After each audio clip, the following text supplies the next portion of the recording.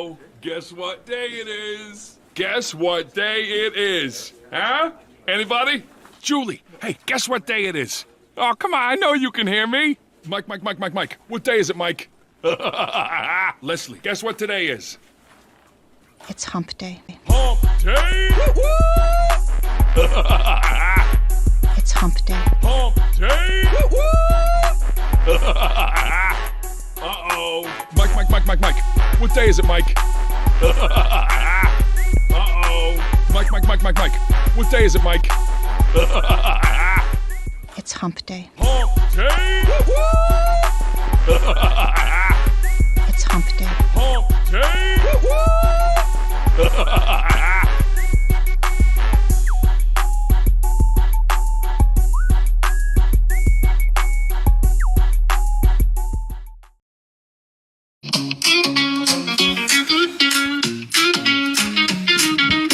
It's Hump Day, friends, let's have a blast. A Disney Day adventure from start to last.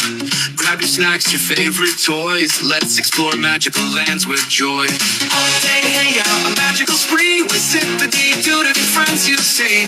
Laughing, singing, dancing all the way. A perfect day, come with me.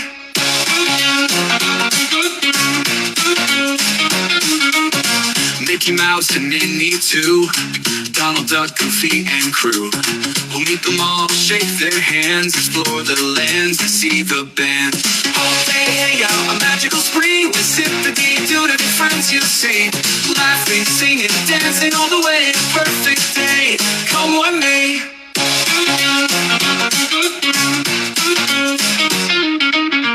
Let's ride the ride so tall and grand. Explore the castles throughout the land. Make memories that will never fade. A Disney Day adventure, oh so great.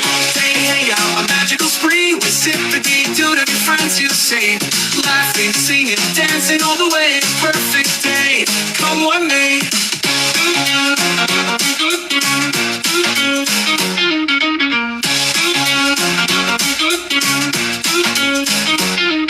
Let's ride the ride so tall and grand. Explore the castles throughout the land. Make memories that will never fade. A Disney Day adventure, oh so great. All day hangout, a magical spree with Zip-a-Dee-Doo to your friends you see. Laughing, singing, dancing all the way. Perfect day, come with me.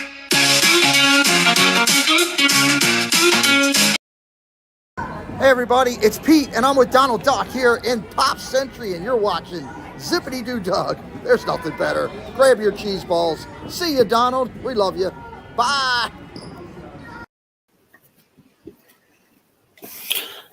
Welcome in, everybody. Happy Hump Day. We made it halfway. And my guest is backstage. Looks like he's weightlifting or something. I don't know what he's doing.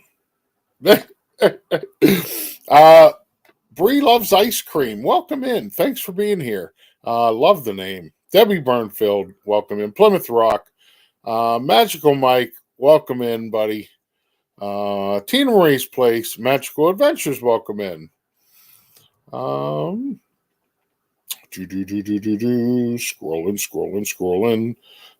Julie McCallan, welcome in. Jennifer Caruso, Scallywag Steve's here. Carney's here. Mike Beachman, hello. D-Lo, what's up, D-Lo? David T, welcome in. Movie Mania Nick, welcome in. If I missed anybody, I apologize. Real quick, everybody, if you need a chopper, if you need a mobility scooter in Central Florida, check out Park Hopper Choppers.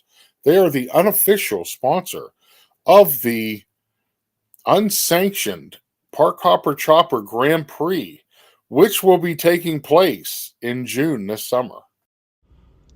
Hello everyone, it's Chris with Park Hopper Choppers. If you're headed down to Central Florida and you need a mobility scooter, give us a call, 407-989-9618. We can bring it right to your resort, right to the park, or right to your Airbnb, no problem. We were voted best mobility scooter rental in Central Florida by my mom. Give us a call. By his mom, that's right. Folks, check out my partner channels, Pete McDevitt Show, Tina Marie's Place, and Parks with the Pridgens. All great channels, great people. I love each and every one of them, even Tina. But check them out. They're great channels. So let's quit beating around the bush and bring our guest in. I think he's ready. He looks like he's doing jumping jacks or something. There he is. Woo! We did it. We're here. We made it. What's going on, buddy? Out of the I'm park. gonna switch this up, make you bigger. So, what's up? Boy, you flew, man. Oh, man. I don't like this angle of me. We got to change everything. This is terrible. All right, hold on. This is awful. Doug, you're supposed to make me look good, I thought. Jeez.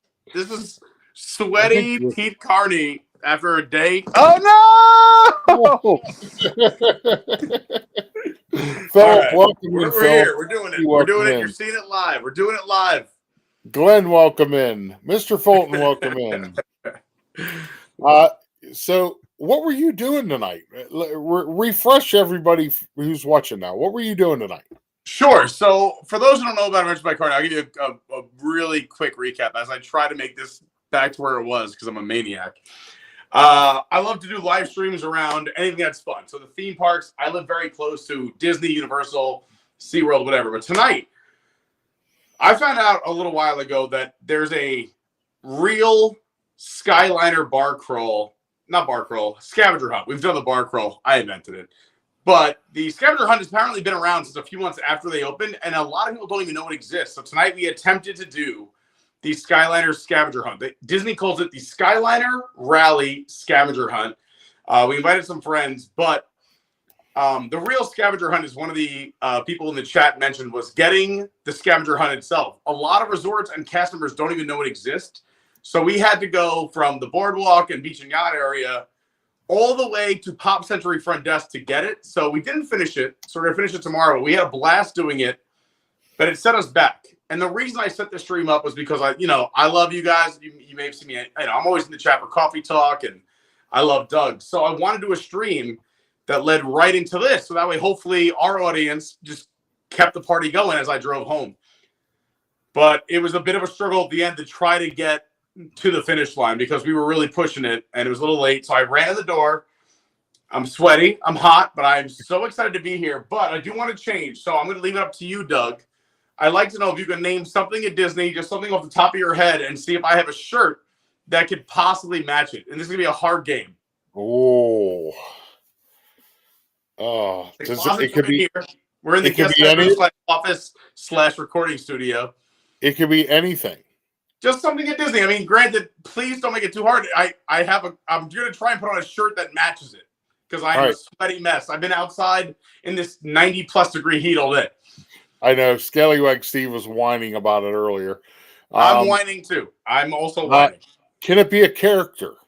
Sure. So throw out a character. Let's see. Again, I don't know if this is going to work or not. This could be an epic fail. Donald Duck. Donald Duck. Oh my gosh. I might have options on Donald. All right. How about this? While I go, it's right here. I'll be back in 10 seconds. But I feel like we should tell everyone to like, subscribe, and all the ways that they could follow you in the socials while I do this for about 8 seconds. I'll be right back. Wonderful. Folks, so if you're not familiar with me or what I do, I stream from the parks when I'm down there. I also do a morning show called Coffee Talk with Doug. It's usually me and my brother Steve, who's Scallywag Steve. He's in the chat. We cover Disney news for the day. We cover who's live for the day for Disney, the Disney community live streamers. And I also make fun of Steve a lot. So, and sometimes you'll get a surprise visit from Orlando, Florida's only ninja entertainer, Bobby Sungum. So, plus Pete McDevitt calls in a lot, and this morning he called in crying and boo-hooing about, all kind of stuff. So, he did. He called in crying this morning. He said Steve hurt his feelings. How could Steve hurt anyone's feelings? That poor guy. I don't know. I forget what he said. Oh, he was making fun of the Orioles for losing 110 games in 2018. Here we go. In record time. I needed a quick costume. Wow. But it's not Donald Duck, but I figured it was close enough. And I was like, I spotted it. I had to do it. It's a little bit of a hashtag life goals. There you go. There you go. Regina Erie, welcome by in. request. It's a first right here on Zip-a-Dee-Doo-Doug. Nice. Regina Erie, welcome in. Have you ever met Regina Erie? Have I ever met her? No, I would love to. Well, I'm going to tell you something. Don't ever walk around Disney with her. Oh, okay. Because security flags her immediately, and they'll follow you the whole day. For what? What do they flag her for? She's one of those sticky finger shoppers, you know. Oh, case of the Winonas. Got it. Yeah. Yep. Got it. Hey, are we all friends here? Can I take the belt off? It's just been a day. Yeah, it's fine. Get comfortable. So hey I'm guys, sure super chat. No, I'm just kidding. I'm sure some of the ladies in the chat wouldn't mind just taking it all off. Yeah. Doug behave, Regina says. Nico the Greco's here. Welcome in, Nico. So you were doing a scavenger hunt. What do you have to find now? All right, so there's a lot of fun scavenger hunts at Disney, and it's weird because some of them are more, I'd say, towards families or children. Some are very hard, and there's some that people don't even realize exist. Like, there's easy ones. Every resort has their own scavenger hunt. A lot of people don't realize that. Then there's scavenger hunts in the parks, and some that are just through the Disney Play app. Like if you're at Epcot, you can go to certain countries and see really cool things happen, like in Mexico or France and whatnot. Yep. But I'm always searching for new content and what's interesting or something I've never done before. And I saw this Skyliner bar. Again, I keep saying bar crawl because that's what we do a lot of. But a Skyliner scavenger hunt. And there are companies out there that design and produce scavenger hunts for people that you can go buy and whatnot. But this one, they said, was from Disney Resorts. And again, I was shocked that I didn't know it. So even when I went there today, multiple cast members did not know what I was talking about. They didn't even have it. So we went to the boardwalk front desk. They were like, you got to go to Community Hall. It's a great recreation area at the boardwalk. They have their own private building. It's by the satellite pool back towards the walkway between Epcot and Hollywood Studios. Sorry, I'm giving so much background, but it's just the Disney person in me to share information when I can. No, it's fine. It's fine. So we go there, and the cast members were amazing. The front desk called there. They said they had it. We went there. They're like, we thought we had it, but we don't. She's like, I called the coordinator. The coordinator came over. She's like, we feel awful. We don't have it either. But let me call around. She called around. Pop had it waiting for us. So we went from the back of the boardwalk to the Skyliner by Epcot International Gateway. That's the spot, for those who don't know, between France and the UK where you could exit, where the Skyliner is, and also go to Beach Yacht, Boardwalk, Swan and Dolphin. And then we went all the way to the end to Pop Century, then walked through the resort to the front desk, and we finally got it. So we only got through Pop Century and Art of Animation, the two resorts that sandwich Hourglass Lake, kind of the dead end of the Disney Skyliner. Yep. Went back to Caribbean, but I knew I had your show. So I said, guys, we got to keep moving. I have to be out of here by 6:30. I do not want to be late. So we skipped Caribbean. We skipped Riviera, and I said, everyone, since I messed this up timing-wise, I allowed 3 hours. Not enough time, especially because it took an hour for us to get from Boardwalk to the community hut to the Skyliner to the Caribbean Beach to switch to get off and get there. It took us an hour just to get the list. The scavenger hunt was finding the scavenger hunt, in my opinion. But anyway, all this happens. We cut a lot of it off, so we're going to go live again tomorrow to finish it. But it was really cool because I enjoy a true scavenger hunt. I don't want something that's obvious. I want something that's fun where kids and parents can both chip in, and that's what this was so far. And we've done 2 resorts so far. Tomorrow we're going to finish it, but it was fun. We had a great time, and the reason I kind of made it so late, people are like, why'd you start earlier, is I allowed 3 hours, and I wanted us to run into your stream because I wanted everyone to go from ours to yours. Right. But I'd allow enough time. And I got home for work and I logged on and I looked and I'm like, tell me he ain't gonna do this from the Skyliner. No.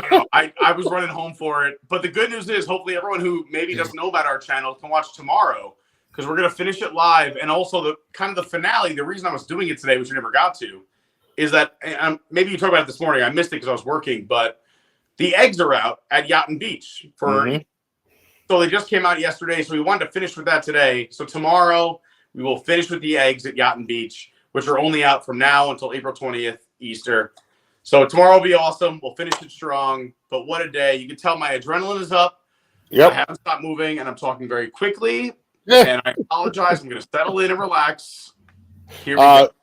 Well, let me address something in chat here first. Jennifer Caruso, I'm going to tell you something. One thing, Regina knows we love her. We're joking. And if you make us stop picking on her, then you may be next in line. So you never know. So don't always get, what you get, So you might go after the defender. I like it. They did their job, but now they take one for the team. Yep. That's fun. Bree says your adrenaline is always up. This is true. I'm having my first little sip of heaven, and it feels great. All right, we're back. All right. What goes on in these Hump Day Hangouts? Jeez. What goes on? No, a lot of foolishness. Well, I don't think Doug will mind if I come in hot. My plan was to get home 15 minutes earlier. But I was like, you know what? Maybe we'll have a few drinks. We'll have some fun. I had nothing planned for the rest of the night. I work weekends. So Wednesday's like kind of my Friday because my next 5 days are insane. So this is my Friday night. I am happy to be here. Yep. No, that's fine, buddy. That's fine. And you've seen Coffee Talk. You know how goofy me and Steve can get. I love Coffee Talk. I love the Hump Day Hangouts too. I was teasing a little bit. Like, what are we doing? Let's have some fun. Yeah. Well, I do have a game for us to play later on. Oh, I'm pumped. And I have a top 10 list, which I think will interest you later. Let's talk a little bit about your channel. Doug steals joy, rains on parades, and poops on parties. Oh no! Come on. Now my belt is off. I got to put the belt back on. That's for my dear brother. I wish this was in landscape to not show my whole body, Doug. Jeez, I'm trying to I've had some Disney food today. Yikes! Right. Is there like a batter you just put across the bottom? I don't have to suck in the whole time. Jeez. Bree says she loves she's seen Pete 2 times in his stream and now on Doug's. So it's been a good day. For those who can tolerate me, it's been a good day. Let's talk about your channel and how it started. All right, let's do it. Do you remember how it started? How it started. All right. How much time? You want which version do you want? You can do whatever you want. Give me a number between 1 and 10. 7. That's too long. I was gonna say that's a 7-minute story. Okay, we'll do faster than 7. Let me give everyone a little bit of a deeper background. I was unfortunately, but fortunately, not a big Disney kid because we grew up where Disney was kind of like the unattainable. Like our vacations, which we loved, were just camping trips, local trips, car rides. We came to Disney once when I was a child. I remember most of it, but not all of it. And it was magical and amazing. And now as an adult, I realize, hey, it's expensive to come here no matter when you came, let alone nowadays. However, once I was in college, I had dated some people on the college program, a few serious girlfriends. So, I came down and surprised them or I would come visit. And that's kind of when I started getting addicted. Like, all right, there's a lot happening here. Like, how do I not know all of this exists? I've never seen this before. And I've been here a few days. I've never seen this before. I've been here a few times. Mm-hmm. And then I'm in I'd say, a little into my 20s. I finished college and I'm in charge of planning a trip. I had come down with a few girlfriends in my 20s after college too, and just really enjoyed it. I love attention to detail and I love business. I love how business things run. So I just kind of was hooked on that. And also, who doesn't love traveling and vacations and magic? I also love the way people treated each other here. So I love the way cast members acted. But besides that, guests would interact with guests in a very beautiful way. And now I love New York. I love New Yorkers. But when you're from New York, it's a very different interaction every day than with other guests at Disney, especially back in my 20s. So became addicted. As I got older, I just started enjoying trips to Disney more and more. It was a true vacation. I loved just the whole atmosphere. So now I'm like looking at details and why do they do that and why do they do this? And it became like a thesis for me internally of just trying to learn the why, what, and how, and what they did it for. You know, sometimes people are like, well, why go the extra mile here? No one will ever notice that. That's silly. But then you realize that trickles down to like true fans and why people come back is that it is that extreme attention to detail. So, make a long story short, I was doing okay. I owned a DJ business and entertainment company in New York.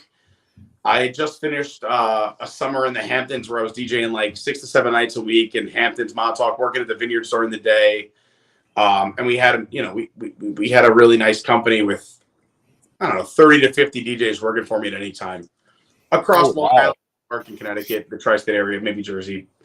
And I was doing all right. Things were good. So I said, you know what? I think at this point, I have enough of a nugget to move to Florida, still run the company in New York, and maybe expand to Orlando, but I could live in Orlando and just fly back on the weekends.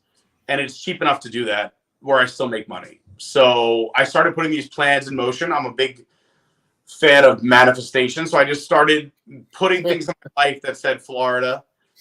Pictures of maybe Disney or pictures of Orlando. I changed a few of my passwords to like Orlando this or, you know, Florida living. I wanted to type it in every day. And then it happened. A few months later, I was like, I think I can pull it off. I was looking for a new place after the summer. I started dating Lauren, who I'm still with, who I live with here. And I asked her, do you want to go move to Florida? Now, granted, she was a teacher from Long Island, so she made a lot more money than teachers in Florida, which is unfortunate because all teachers deserve to be paid bank because they literally are in charge of the future. But anyway, she said, how about this? We just started dating. Give me a year and let's go. So we waited a year, came down, just moved down. At the same time, I was starting because DJing was going so well, I was like, let me start something new that I also love. I started doing stand-up comedy in New York City. And that went well. That was 2017. And in 2018, I won Best New Stand-Up in New York City. And I was like, this is amazing. What an honor. And I decided to quit stand-up. I thought I peaked. To be honest, I was good. I had been around so many amazing comics. I'm like, this is an amazing moment. Let's leave here. But also it worked out because I wanted to go to Florida. And the Florida scene is way different from the New York City comedy scene. So, and I only mentioned that fun nugget because I started there was a news site, WWNT, that put out a casting call while I was still in New York, looking for on-air personalities. And I'm like, look, I love Disney. I'm moving there now. So I started at night checking like all the news sites. And also before I was DJing and while I was DJing, I used to be in sales where I had the Northeast 14 states. So I was always on a plane. I was flying, I don't know, 50 times a year. So that's 100 flights if you go to and from. So whenever I was in an airport or in a hotel at night, I would watch YouTube channels like yours or similar sites. And I would watch, you know, maybe not yours at that time, but like very similar stuff to what we do, as well as the news sites. So I was like, oh man, like just because I wanted to learn about where I was moving to. So this kind of all came to fruition at once. And then, by the way, this will be exactly a 7-minute story. Because you called it. I saw this audition. I auditioned. Apparently, so there was like tons and tons of people. Narrowed down. Finally got to the final round where you go on air with Tom, who runs the site. And we had great chemistry. He's from New York too. And I pushed back a little bit. He liked that. And I got hired there. And then that's kind of what started it. And I knew I was coming down. A little while later, I moved down. I had a side job with them. I still had the DJ company. I had things going on. And I went to one of their events. And this is the big finish to the story, but not of the channel. Is I'm at an event, and a guy from New York goes, hey, man, I saw you at this event. Da, da, da. He goes, he's like, I swear I saw you on stage in New York. And I'm like, yeah, I used to do comedy in New York. And he said, oh, man. He's like, you live here now? I said, yeah. He goes, like, you got to have a YouTube channel. He's like, you're funny. You know about the parks. you should do something. I'm like, I don't know technology. That's not my thing. I was like, but thank you so much. What a compliment. What a nice thing to say that you think other people would want to watch this maniac. What a nice person. God bless you. And may you forever live in a great life. But thanks to him, he persisted. We texted each other. And he goes, look, what have I just started for you? I'm like, no, honestly, I'm good. He did it anyway. Said, send me some stuff. He's like, you've been traveling. And I was, at the time, I had a nice nugget of money, not to bring everything down, but when the pandemic hit, I lost basically 90% of my business. So it was a hard time. But before that, I had worked, many, many years to build up the business. So I was doing all right. So I was traveling to Germany for Oktoberfest or Amsterdam or Ireland, Spain, all around the country, California, everywhere. And it was great because I love traveling. So that was my passion. And I was recording videos. So he's like, you should have a channel. So he started it, said, send me whatever you have. What if I put a little trailer together? And he put a trailer together. And I was like, this is really cool. Sure, let's do the channel. So he had ideas for names. And because I'm a marketing person, I went to school for business. I was like, I want something that's first search. When I log into YouTube, they put it alphabetically. So I want something that starts with the letter A. So I was like, how can we make that work? And I was like, my last name is C. So I want to like adventures with Carney wouldn't work, but ABC had a nice ring, and I had this visual in my head of like children's blocks falling into ABC. And he's like, let's do Adventures by Carney. We did Adventures by Carney. He set it up, and that was November of 2019. I didn't really do anything with it until April of 20. I don't know. Like I put up some videos, but it was also hard because when working at WNT, Tom is very protective. So I wasn't allowed to really put up anything that was Disney. He would get mad or threaten to fire me. So I was like, all right, I got to be really careful. But then, we worked out some rules. And then when the pandemic hit, I had a weekly show, Party with Pete, for their channel. People really enjoyed that. And I gained some confidence in like maybe people would actually watch this crazy person every day, or at least enough to do the channel. And it already was established thanks to this other person. So that, and I think I'm at 658, is how the channel came to be. Thanks for watching. Have a great night, everyone. Now get your butt back here. So was that the longest answer anyone's ever given? No, it was. Listen, it was long, but it was amazing. I try to give a lot of information. Your story is just awesome. Like I didn't know you won best comedian in New York. Best new comic 2018. Best new comic. New. And then it's also the last award I won. That was it. You just mic dropped and walked away. That was it. Some people you got to know when to quit. You got to quit on top. What if SNL would have contacted you? Oh, SNL's my dream job. I don't care what I'm doing, where I'm at. I could be at the altar. Whoever I'm with could be birthing a child, and I'd say, hold on, SNL is calling. I'm obsessed with it. You're birthing a child. I tell the doctor, you got this right because you went to school for it. I'm going to take this call. Yeah, we had a couple people come in. Dawn came in. Peaches came in. Nico, Dean the Turkey Legster came in. Vicky came in. Who else? One more. I know I missed. Izzo's place came. So yeah, I knew you worked at WDWNT. I ran into him one time in the parks. Needless to say, conversation was very short. To be fair, let me give both ends of that spectrum in one story. I had already begun working for him. We have done multiple shows together. The first time I met Tom, said I brought Lauren with me. It was the anniversary of Animal Kingdom. I think it was the 20th. It might have been the 20th. Yeah, because it was 2018. We had flown down. We did not live here yet. And I said, I was talking with Lauren. We're early in our relationship as well. I'm like, hey, this is one of the guys I work for. I want to meet up with him and say hi. We're going to go to Animal Kingdom's 20th anniversary. She said, all right, whatever you say. Like, you're the planner.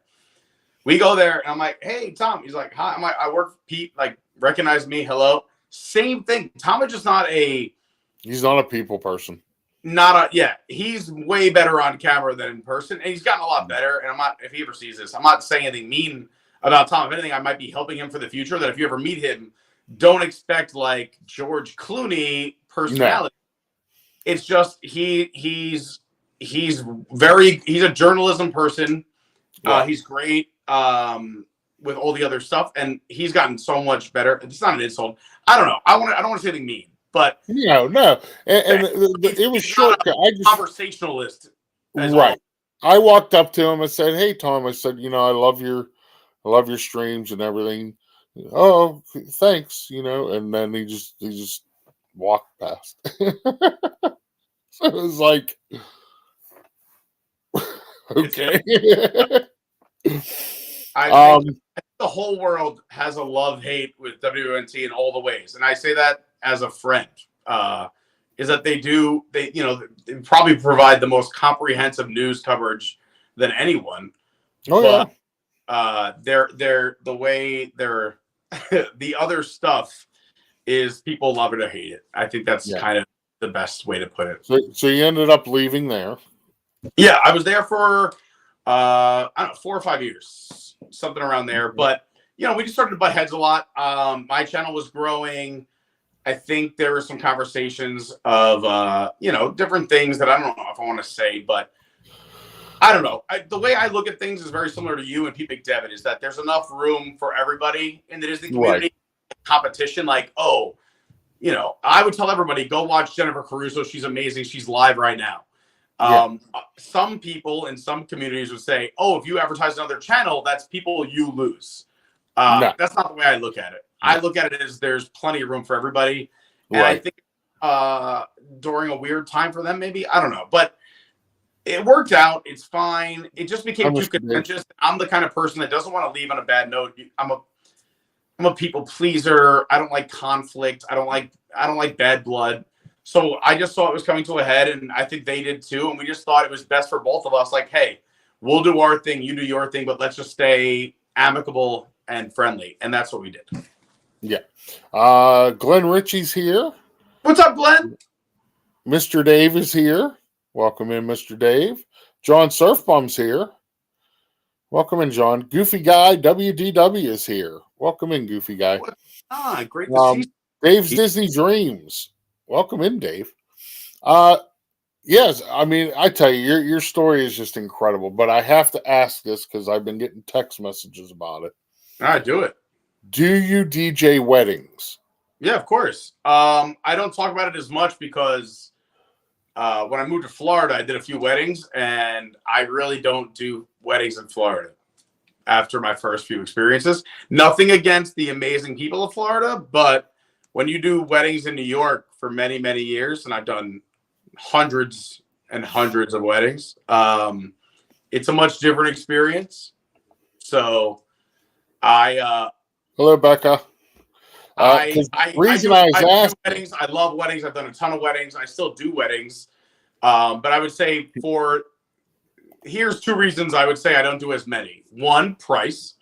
I charge a lot for weddings only because I know what we provide. I have over 15 years of experience doing weddings. I've been to hundreds of them as a guest or DJ.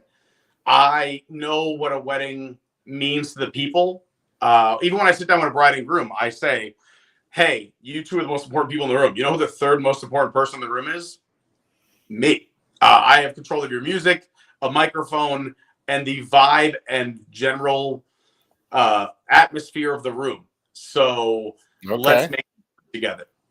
The reason I ask is because Scallywag Steve is getting married in November. Oh. And he needs a DJ. It's different if I know somebody. But yeah, put it this way. I moved down to Florida. I did a few weddings, and 2 out of the 3 first weddings I did in Florida, guns were present or pulled. And I was like, this is so much different than the Hamptons on Long Island. I'm going to just take a step back. And I was doing it for about 18% I got paid in New York. So I'd much rather do, I've done SeaWorld New Year's Eve multiple years where I know you have. That's where you were. That's where you were. Where you were this year? Not this year. I took this year off because I had a private venue offer me more. So you. That's right. Because I was at Epcot New Year's Eve. Amazing. And you weren't. I still, a fun fact that I'm not happy about, not proud. I want to do Epcot New Year's Eve more than anything, but as a DJ, that is one of your highest rates here. So you got to go where the money is. Yeah. Oh, I agree. January is one of the lowest months. So like that is where you're like a squirrel or a bear in the winter on New Year's Eve, because that's going to take care of your January. Okay. So if you have any recommendations, let me know privately. I'd be happy to. Yeah. And also, yeah, I mean, and no disrespect to anyone in Florida or anything like that. I obviously make a ton of jokes, and every experience is different. But when you come from and I'll make fun of New York even more. New York weddings are out of control. They're like insane. So, your average wedding in New York, they start at $50,000 to $300,000 to $400,000. So like if your wedding budget for a DJ is way different in New York than Florida, and it's insane. I don't recommend it. I think it's crazy, but I'll give you $20. Yeah, I'd much rather do. And you get all the free food and drinks you want. Yeah, I'd much rather do all the other fun stuff in Florida. So it's a fun mix. Honestly, it's two different worlds in the DJ, but it's all fun and it's all great. So let me ask you this. Because I've been to Disney when they have events, and I see them bring DJs in to play at Magic Kingdom, and then New Year's Eve they had DJs at Epcot. I know almost all of them. Yeah. Like, is it just like Disney has a list that they want to get who they want, or do they throw it out there saying, "Hey, look, we're looking for a DJ. Apply here."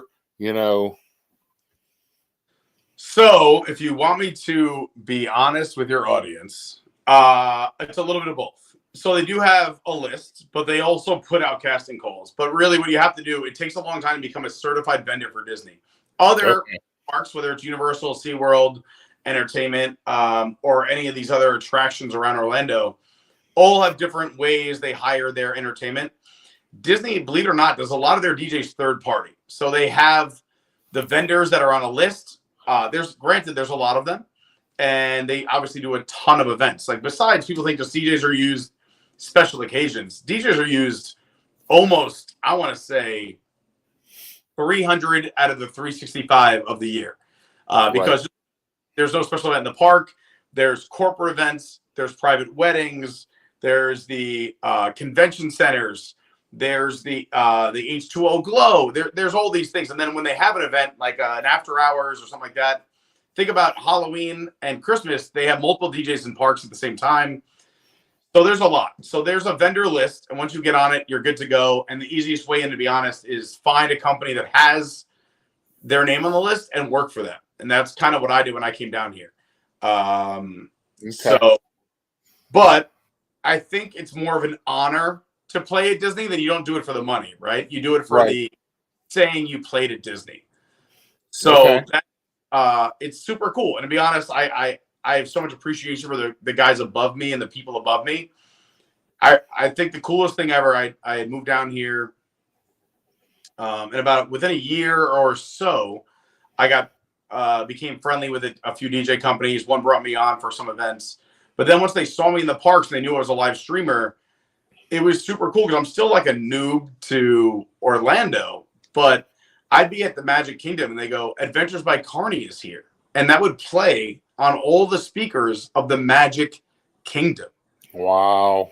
And I'm like, I don't think anyone realized how cool that is. Then I'd be at an Epcot event and I'd go up to, I'd wave or say hi and they go, Adventures by Carney in the house. And it plays around the whole World Showcase, my favorite place in the world. Well, what? You go to a Run Disney event, I'd say hi to the guys I DJ with, every other day of the week, but they're running this one event because they've been in the game in Orlando a lot longer.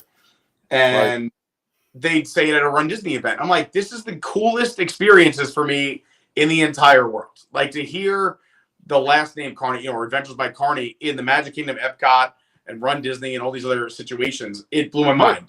It was super cool. Still gives me chills to this day. Yeah, that's pretty cool. Would you ever DJ for Disney? For sure. Again, you don't do it for the money; you do it for the love of the game. So, sure.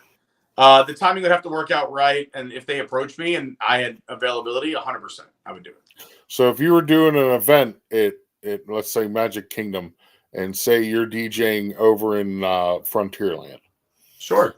and I come walking over. Shout out to DJ Beam, who normally does that area. A good friend. Yeah. Oh, does he? Okay. Yeah. Would I get a shout out? Oh, we switched jobs, so he works for me. I work for him, so he's an awesome guy. Yeah. Would I get a shout out? Of course. And honestly, come on. Who are you talking to? That's awesome. I see you, Doug. You're getting a huge shout out. Come on.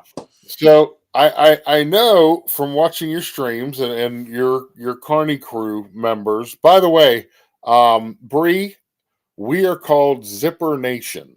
Zipper Nation. Just it's after the Steeler Nation thinking.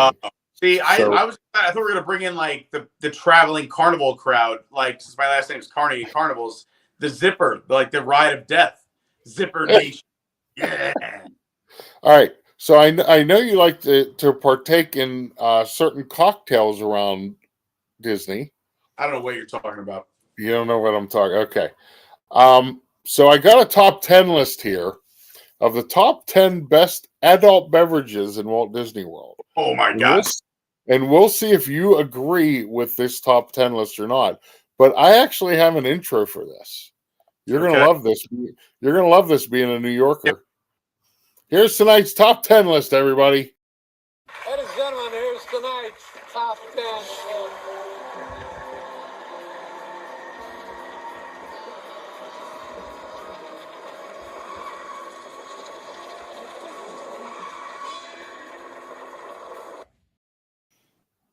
There you go. So, number 10.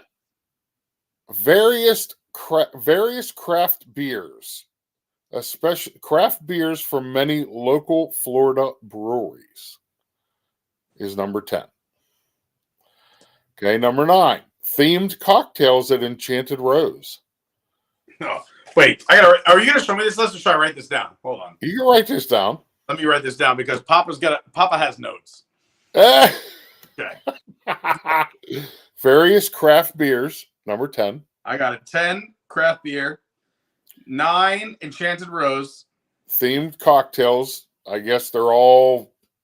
Yeah, themed cocktails. Yeah, great themed cocktail bar. Yeah, for sure. I don't want to influence anyone, so I'll say my thoughts at the end. Keep going. Yep. Number 8, the Yub Nub at Olga's.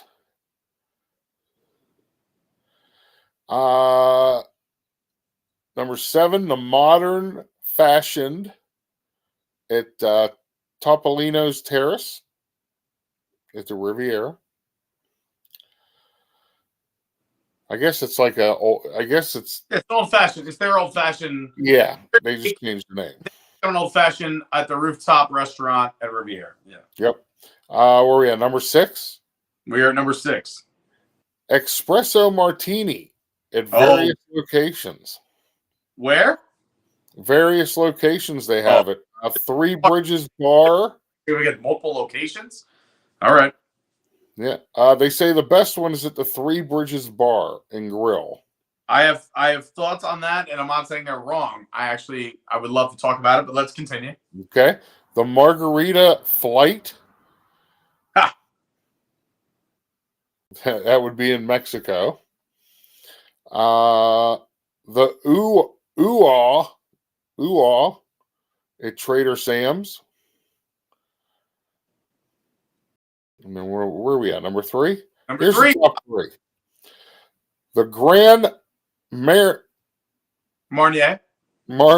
Slush at Epcot in France. That was coming. That was France. Number 2, the Avocado Margarita. Yep. La Cava del Tequila in Mexico. Yep. And number 1, best rated drink in all of Walt Disney World is the Lapu Lapu. Yep. At the Polynesian Village Resort. Yep. Bamboo Lounge. Yep. So there you have it. What do you think of those? Oh boy! So first of all, can I ask where this list came from? This was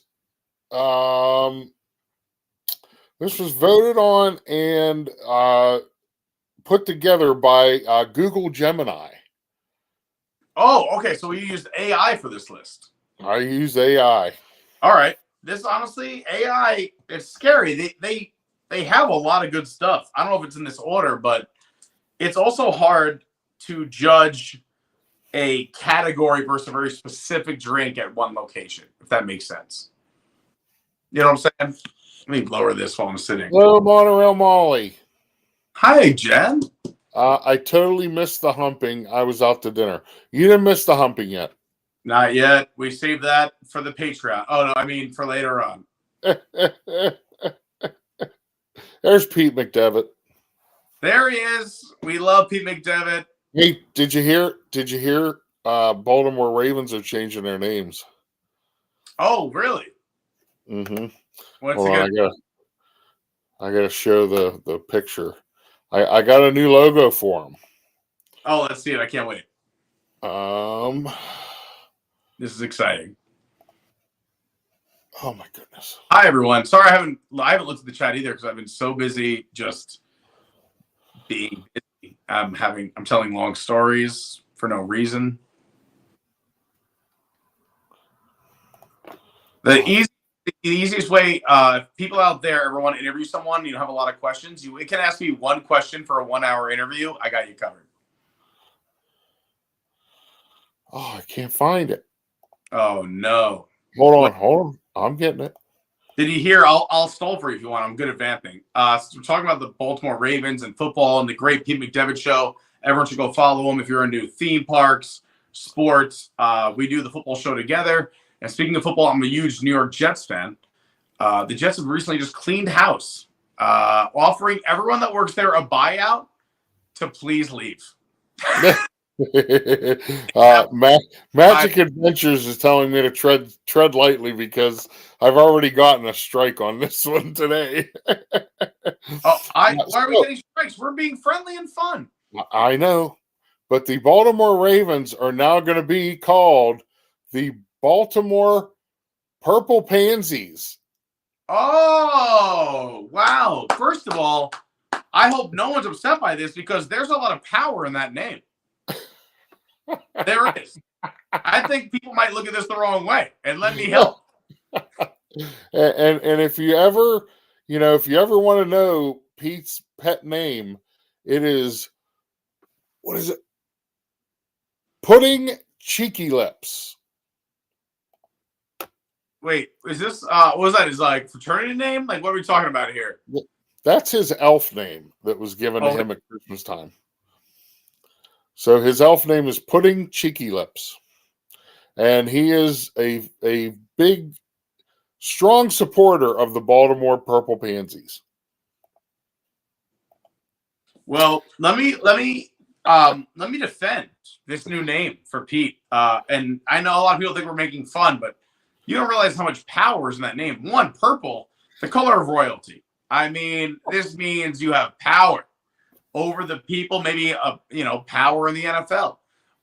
Pansy, people think it's a terrible word. It actually comes from the French word for penser, which means thought, which means you're a thinker. Maybe you're evolved. And then Baltimore. Who doesn't love Baltimore?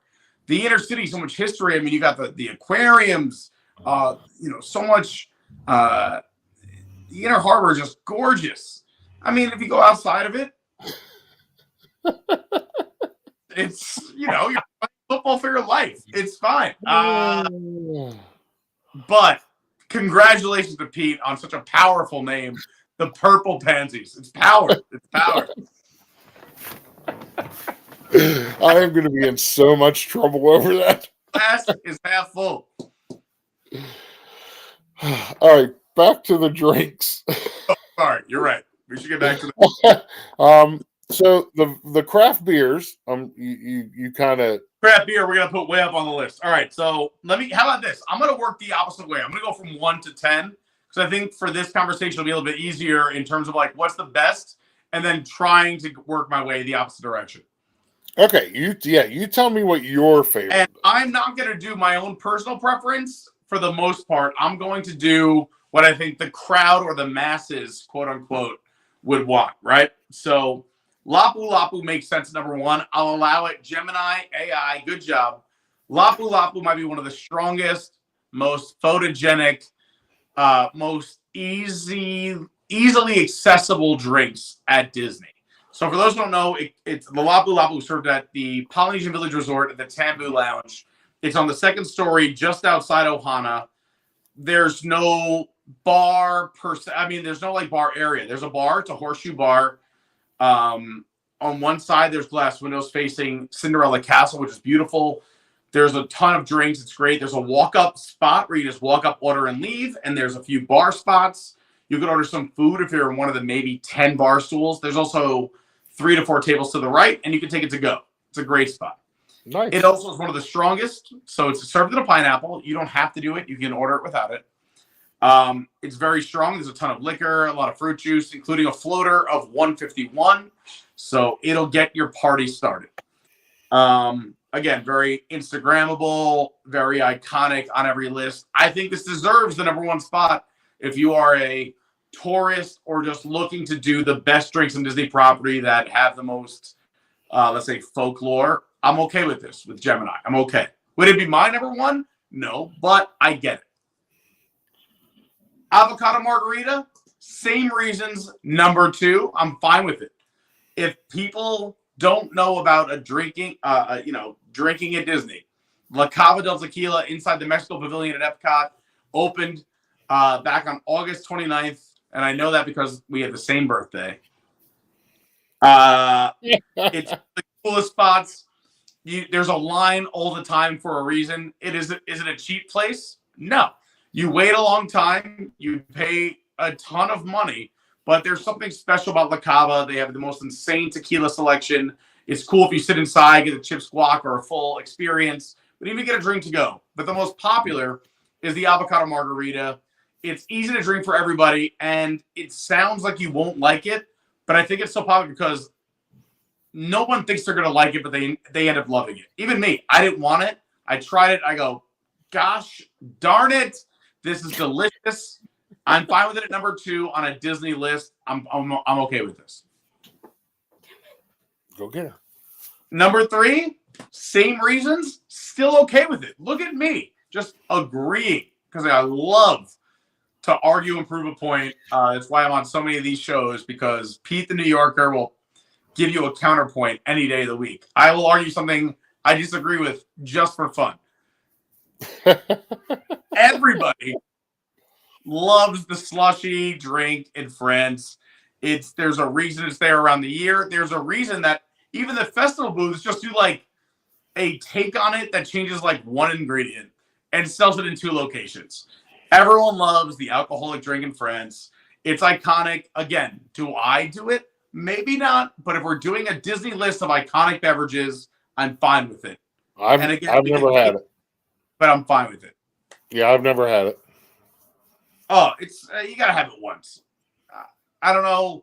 Are you a drinker? Not really, but I will have a drink.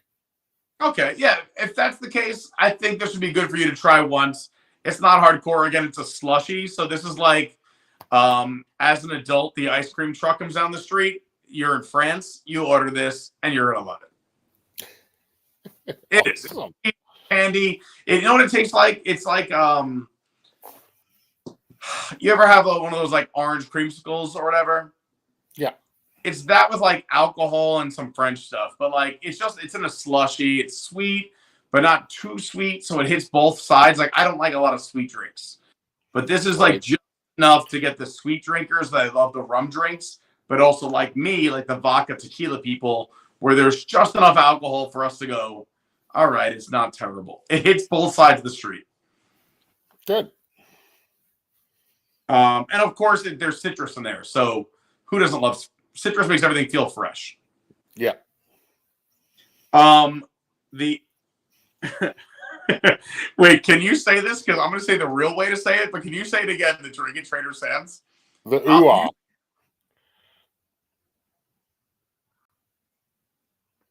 Is that right? Go ahead, say it. The ooh-ah. All right, that is adorable, cute, and it's going to be your ringtone forever. It's I believe they want you to say the a-Oa. A-Oa. A-Oa. A-Oa. It's one of the coolest drinks at Trader Sam's. Okay. I think, unless someone correct me if there is an Ula, I would love to know what it is. Yeah, it's the a-Oa. The a-Oa. Yeah, the a-Oa is super cool. First of all, Trader Sam's in itself is a fun spot. But again, I just talked about the end of the spectrum of drinks, like where there comes a sweet or savory or tart or sour. But like in most Trader Sam drinks, it's a rum or a tiki bar, are going to be sweet, filled with rums and fruit punches. They're going to be very, and different fruits, but they're going to be they're lean sweet. So it's not I don't love the drinks that much there. I'll typically drink beer unless someone in the group doesn't order one of the cool drinks, that being the a-Oa.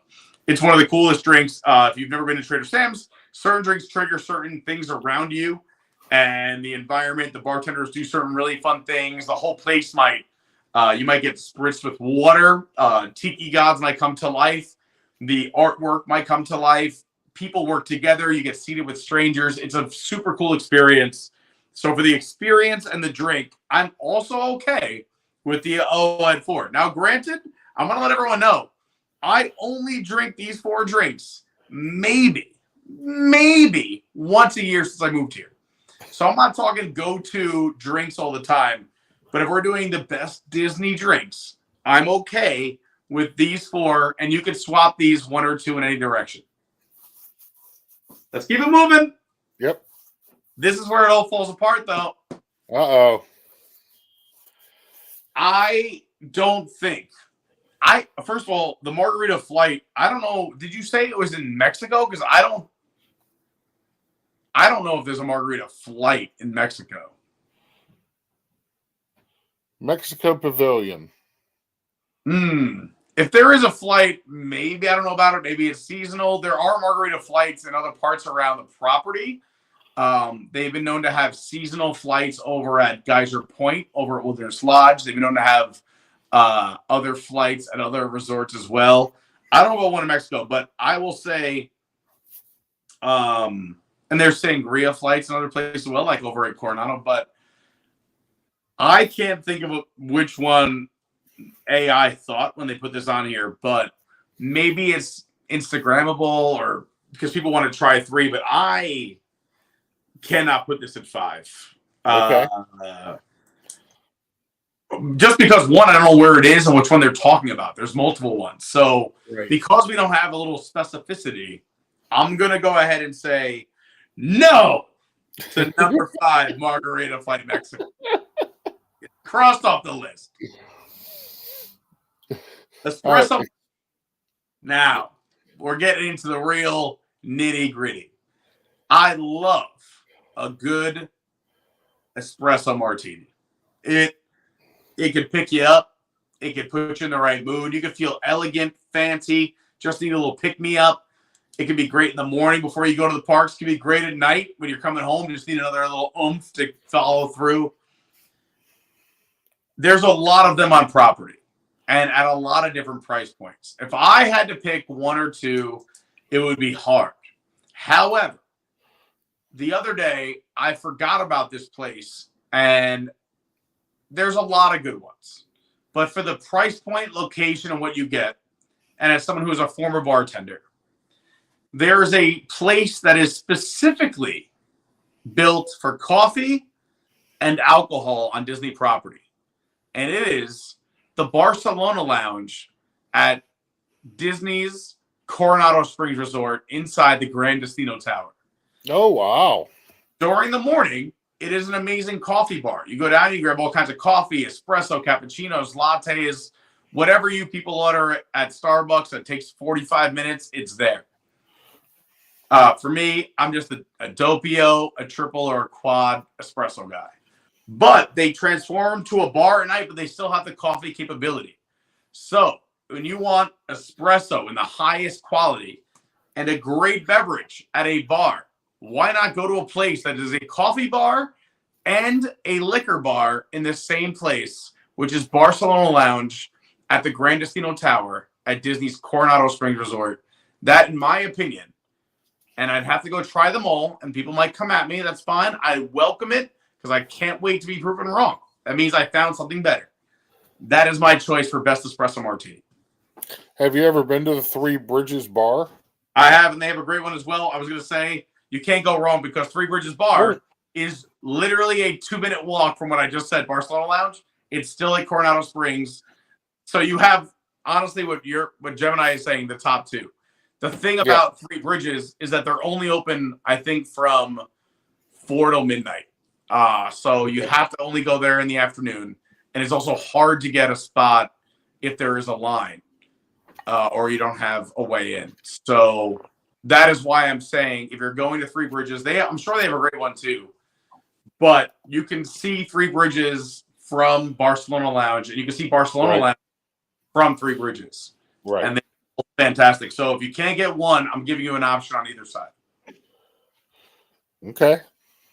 By the way, I'm sorry I'm not catching up with the chat. I see it, but I'm having so much fun with you, Doug. I just love here. I'm keeping an eye on it. No, but I just love that everyone's here. I don't know. I'm just big on people interacting. So thanks for being here, everyone. Oh, yeah, absolutely. And thanks for watching. Thanks for supporting Doug. Please, if you haven't subscribed yet, please subscribe. Get the bell on.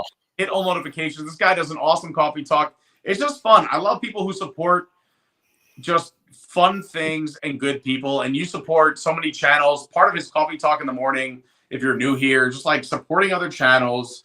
You're hilarious. We love Steve. We love the way you two have your banter. It's just, you guys are great. So if anyone's new here and you're here at this point, please subscribe. Please get the bell on. Hit all notifications. Hit the like button. Doug's awesome. And I'm also just honored to be here. Thank you for having me as a guest. Yeah, absolutely. Welcome in, Pat MC. All right. Is there any other ones on this list you like? All right. So, yeah, we can just cross some of these off. Old Fashions. You can get a good one almost anywhere on property. I don't think you have to go have dinner at Riviera's Topolino's. A beautiful place, a great breakfast, a great dinner. I love it. But if you want a good old fashioned, and I'm not the expert on this, there's people on our channel who are, but oh man, you know what? Out of fear of blowing this, I'm not even going to give one out there. But you don't have to go to Topolino's. I'm sure if you asked Gemini, who did a decent job of this list, where are some of the best old fashions?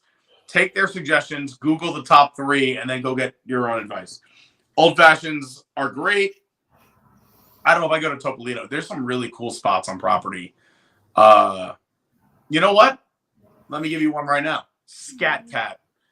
Disney's Port Orleans.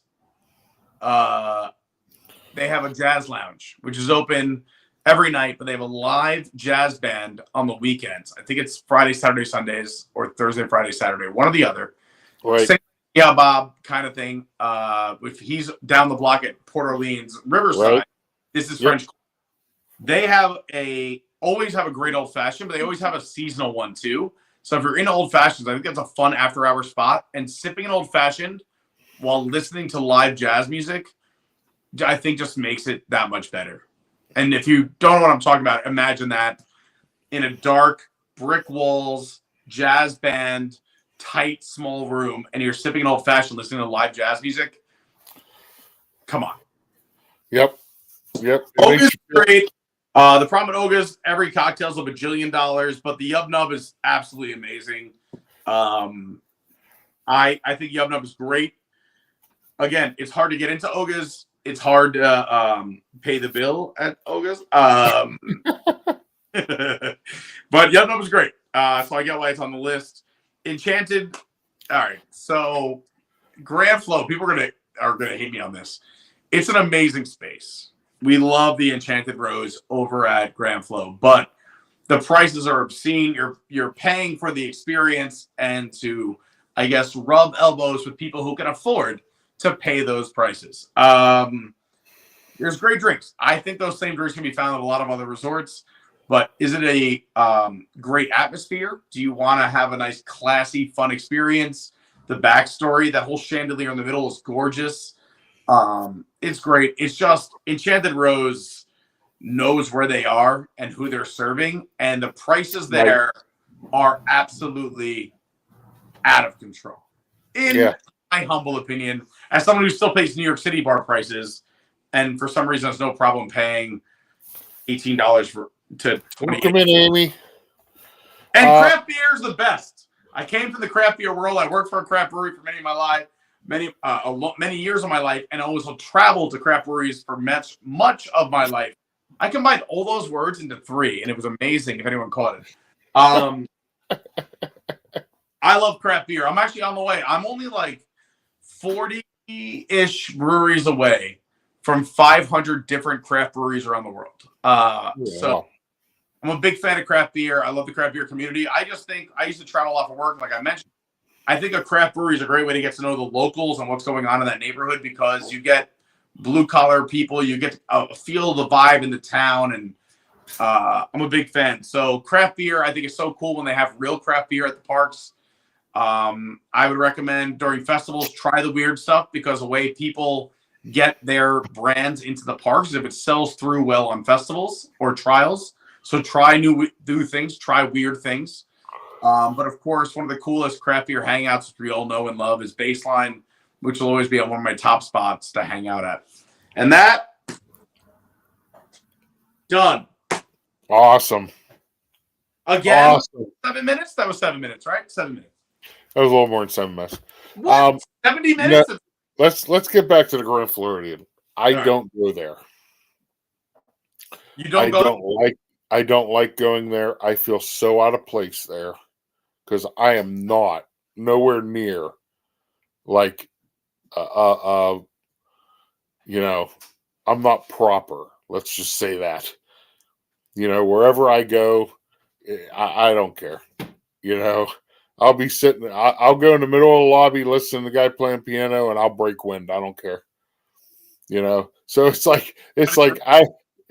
I'm very uncomfortable there. You know what? There's something for everybody, I feel like, at Disney. And I feel like if you ask people from, you know, who only go to the Grand Flow to go to other places, they might feel the same way. Or, you know, depending on where you were raised, where you came from, you know, there's a comfort level everywhere. And that's kind of what I love about Disney is at this point, there's over 30 resorts. And there's something for everyone. Everywhere. Right. Now, yeah, to me, I listen. The Grand Floridian is beautiful. Princess Diana. Yeah, yeah. She stood with Harry and the other one. I don't remember his name. But like, you know, there's a gravitas there, and you know, I love the different things. You know, you go over to the Poly, and it's where the Beatles broke up. It's where, you know, John Lennon dissolved the Beatles. Or you go over to the Contemporary, and that's where, you know, the famous "I am not a crook" from Nixon speech was given right across the Seven Seas. So those 3 resorts right there have so much history and whatnot. And then as we've grown, all these resorts are getting their own history a little bit. And I think it's the beauty of Disney is there's literally something for everyone. A lot of people forget the campgrounds, the original resort. That's where the Imagineers lived while they were building the resort. So like that's the original one. Like that's been there since before 71. And the campground couldn't be more different demographically than the Grand Floridian, which is just across the pond. But I think it's the beauty of Disney is that you could stay, you could go home to where you're comfortable in. You could try something new. You could go put yourself in that environment and see if it's for you and live in that for a small period of time, or just go where you feel comfortable and go, oh, this is my crowd over here. I'm going to go there. And I love that because Disney gives you all those options to try new things. Okay. So I'm gonna throw some questions at you. It's gonna be like a firing squad here. Here we go. I promise short answers. All right. Favorite resort? This is gonna take 45 minutes. No.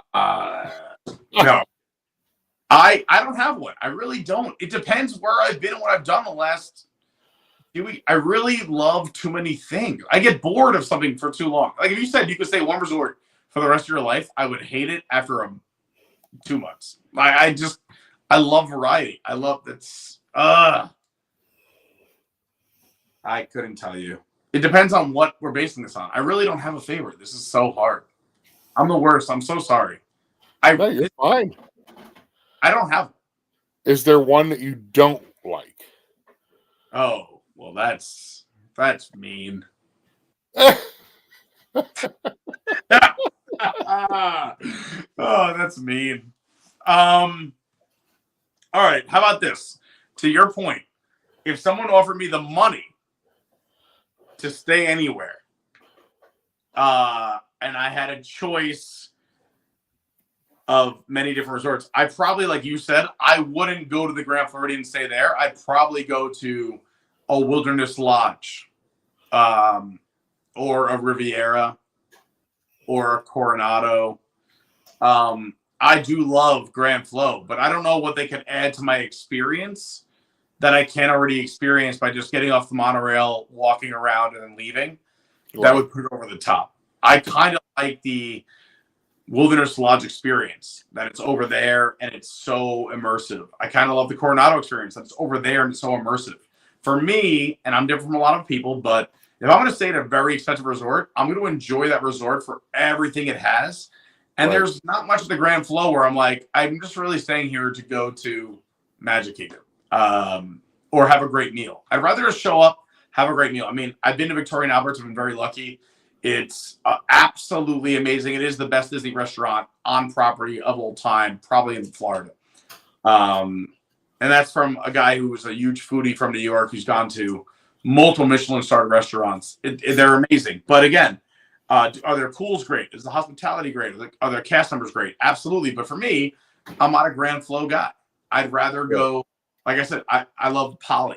I love, out of the three, let's say monorails, I'd probably say the Poly because it's like the most removed from the parks. Because I'm spending all this money and spending time in a resort, I want to enjoy the resort. So the resort's got to have a lot to offer or make it a separate for it to be special. Oh, I love the Poly. I love it. That's where we stayed for New Year's. So cool. Let me tell you, it was a blast. Amazing. It was an absolute blast. All right, favorite park? This is always going to be a tie, and I know people do that too because you're asking again. You're asking me about my children. I don't have children, so these are my children. But right now, my parks that are behaving the best that I love, behaving the best. Both parks for the same reason is Animal Kingdom and Epcot, and the reason I say for the same reason is because as a local, they're the two parks that change the most. You'll never have the same experience in Animal Kingdom because of the animals. And they change a lot of their offerings. And Epcot has, we all know, 4 festivals throughout the year. So that's an ever-changing park as well. So because of, I'll let everyone out there know, I've just, you probably noticed because of my super short answers, ADHD. I like a little bit of variety. And I think because Epcot and Animal Kingdom evolve every day and change every season, festival, month, day, year, they keep the most interesting for me. Okay. The other parks are great as well. Yeah, that's great. That's a great answer. I actually, that's the first time I've ever had somebody answer that, that, being that you're a local, that like everybody will just say, oh, well, I like Epcot. Why? But your answer was fantastic because it's constantly evolving. Yeah. So that's awesome. Yeah. Favorite ride? The Arts. If I went there 2 months ago, it'd be Festival of Holidays. If I went there on that 4 days where there's no festivals, it'd be fun and weird. It'd be great. Favorite ride? Favorite ride is tough because if you were to have me rank them of rides like I never want to lose, it'd be different than favorite ride right now. Because like if I'm in a park and someone makes me go on a ride, or I have, let's say, something really important to do, I've been on older rides enough where I can be like, I love that ride, but I got to run. But sometimes if someone's like, do you want to go on Guardians? And I have a little bit of time, because Guardians is so much fun. And because it also has 6 different songs, there's still variety and it's popular. And I love space. So for me, I love planetariums. I wish I could give a short answer, Doug. I'm just catching myself. No, you're fine.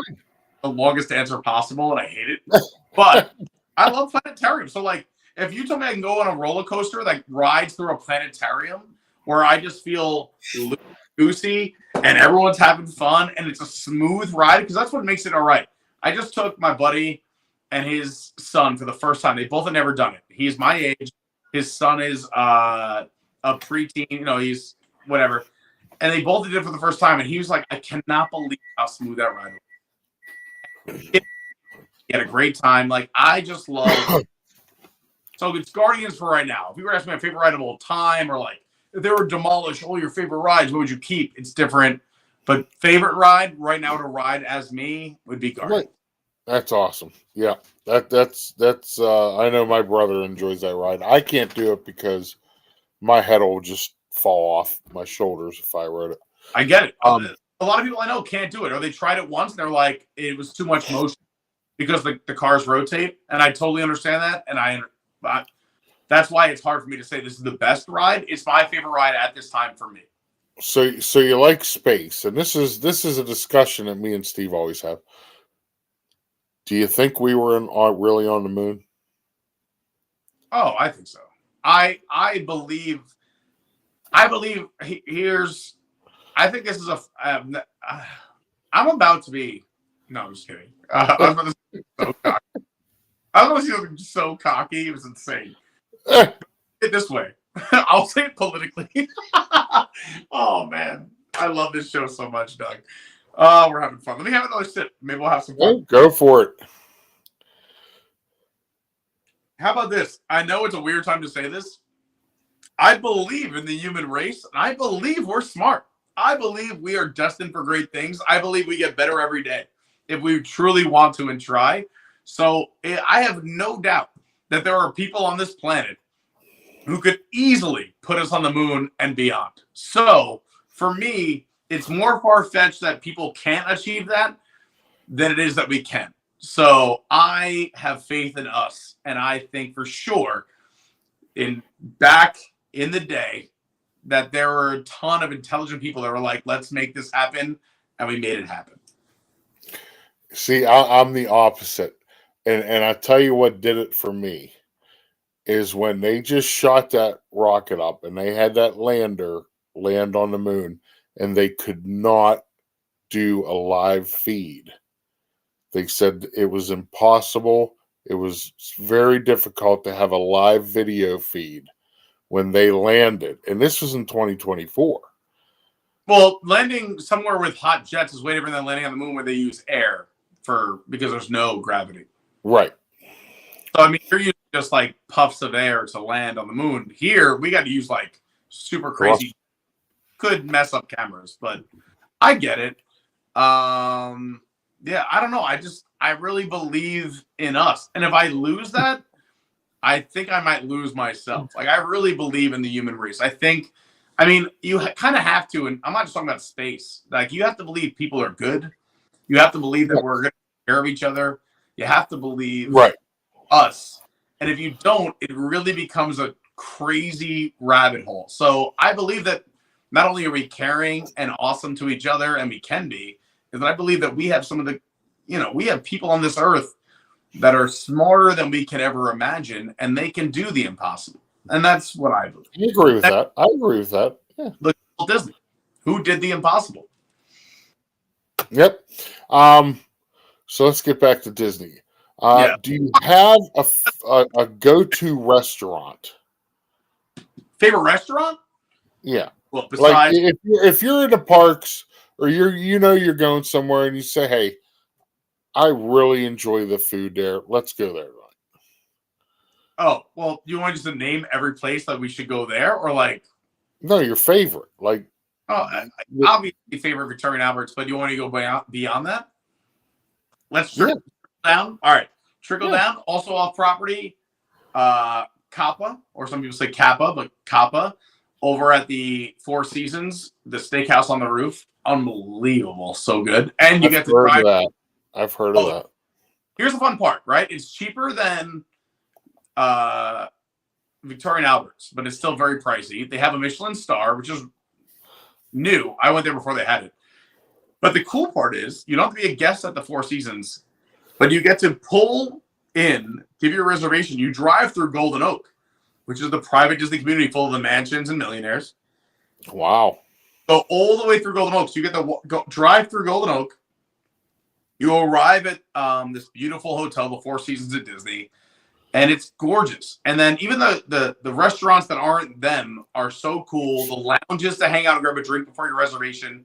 And then even before you get into Kappa, or Kappa, whatever you want to call it, they take your name, they'll offer you a beverage, and you can just go stand out on the balcony, and you can see Magic Kingdom, Epcot, Hollywood Studios, and this is typically a dinner restaurant. So at some point, the sun's setting in some form, and you just see like how lucky you are to be where you are in that moment. And hopefully everyone takes that in and go, this is a once in a lifetime experience. I hope I remember this forever. But those are my top two, but they're out of this world expensive. I mean, if you want me to just go around the parks and do my top ones. Well, Nico said you like Tony's. My favorite restaurant would be Skipper Canteen. I think out of every sit-down restaurant, it's got the best variety, the best price point, the best service, the most fun. Skipper Canteen is my go-to recommendation for Magic. If we go over to Epcot, if I'm inside of Epcot, man, it's hard because Epcot's like a food park, right? Yeah, Epcot's. I mean, people. I mean, let's not talk. Festival things. Let's talk about restaurants that are there. Yeah. Les Saliers used to be a go-to, but like then when they upped all their prices, I mean everything 2 credits or whatever, 2 stars, what they call it now. That was tough. I love the dining experience in Japan. Just the way they treat you is amazing. The service. I love Beer Garden. I think Beer Garden is such a fun experience for anyone, whether you're with a family or even just by yourself. It's so much fun. The food's great, but I know it's a buffet. Some people don't like that. It was fun when the pandemic happened. They used to bring everything to your table. It's all you can eat. See that, Steve? Everybody loves Beer Garden, Steve. Yeah, it's a great spot. Even Via Napoli. I mean, we all know the Italy booth is always trash. Via Napoli is absolutely delicious. Every time, and if you're at a price point, it's, I'd say, one of the most acceptable price points for your budget. Nothing in Disney is cheap, but Via Napoli is a great experience for great Italian food. Or even the little tiny lounge or Tutto Gusto or the wine bar. I mean, Italy, if you go anywhere but the booth, has great food. Yeah. China, I would disagree with most people. People say Nine Dragons. I think Nine Dragons is trash. I would rather eat out of the trash than eat at Nine Dragons. And I might be in the minority, but it is my least favorite restaurant on Disney property.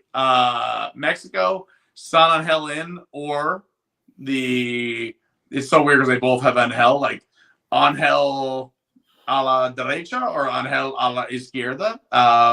But they're both great. They're fun in different ways. The one inside the pavilion is a little weird. The biggest, I think, complaint most people will have is that it's very dark. You can't really see your food or menus, but the food is great. So you don't know what you're eating, but it's delicious. The one out on the water, firework viewing, it's great. That's the thing. Nice. Catholic Les Saliers, France. France, La Chef's downstairs let me down. Paul upstairs is one of the 2 restaurants I have not been to. So I've been to every single restaurant at Disney except for 2. And I haven't been to upstairs yet. And there's a lot on Disney property. So yeah. Oh, there is. Oh my goodness. So please send me all your money if you have any extra money, because I am Pete's taking donations, everybody. Do you like Tony's in Magic Kingdom? So we made fun of Tony's for like a long, long time. I've recently tried some of their food on the last few visits, and honestly, it's not bad. And I'm saying that because don't expect like the best Italian food you ever had. But if I told you it wasn't an Italian restaurant, but I told you it was a restaurant, just a restaurant at the Magic Kingdom. Yes. You would go, this is not bad. This is theme park food. This is great. I'll eat this. The Caesar salad's delicious. The cheese sticks are good. The pasta's not bad. This isn't terrible. Chicken parm's not terrible. But when you say Italian, everyone compares it to the best Italian experience they ever had, and it's going to be a letdown. But if you just look at it as theme park food at a restaurant, you're in the Magic Kingdom. For me, I always love Tony's because I request and make sure I sit on the balcony because you get to people watch or parade watch at some point. And I think it kind of makes it worth it. Great salads. The food is not bad, but you can't compare it to your favorite Italian restaurant because it's an unfair comparison. But the food is good enough as theme park food if you did not call it Italian. I know that's weird to say, but you'll get it if you go there. Yeah, like we have a little restaurant here in town where I live. It's called Persischetti's, and it's a little Italian, like, slice of heaven. And I so far every Italian restaurant I've ever eaten, I come back to that and I just say, you know what, the way they make it and have it prepared here is what I like. Yeah. Now it may not be what other people like. Of course. So everybody's different. Everybody's different. Everyone likes something a little different. Yep. The mozzarella sticks, yes. They have length and girth. Molly says. I haven't seen them. They, if you're insecure and you're on a date, maybe don't order those. Yeah. They're insane. Yep. Doug, can I take a 30-second? I got to do one thing, but I love this and I don't want to leave, but I need 30 seconds if that's cool. Yeah, good. I'll be 30 Go seconds. for it. See, Steve, beer garden. We're gonna go to beer garden, Steve. That'll be a members only stream. Me making Steve suffer through beer garden. And he's going to wear one of those German outfits, and he's going to have to get up on stage and dance like Clark Griswold. I think that's a great plan. So, but thank you everybody for being here. This is Hump Day Hangout. For those of you who don't know much about me, I do coffee talk in the mornings. 9 o'clock mostly every morning, 7:30 on Saturday. I cover who's live for the Disney community for the day. As many as I can. I can only go by what, the feed shows me. Also, I update my Instagram, throughout the day. Not part of the bet. Yes, it is. Yeah, oh yeah, come on. Yep. But we also cover Disney news in the mornings. Make fun of some things, joke around, have a good time, try to get your day started out good. I also, when I'm in Florida, I stream live from the parks, me and my brother. We have a good time doing it. Then in December, my family comes down with me. We go around streaming and having a great time. Hang out with friends that we know down there, and I apologize for my accent. It is a Pittsburgh accent, so it's longer than 30 seconds, Mr. McDevitt. But he probably had to pee. He's been sitting there sipping that drink all night. So guys, I did pin Carney's link at the top of the chat. So if you're not familiar with Pete Carney, go out and check. Jason Thibodeau, welcome in.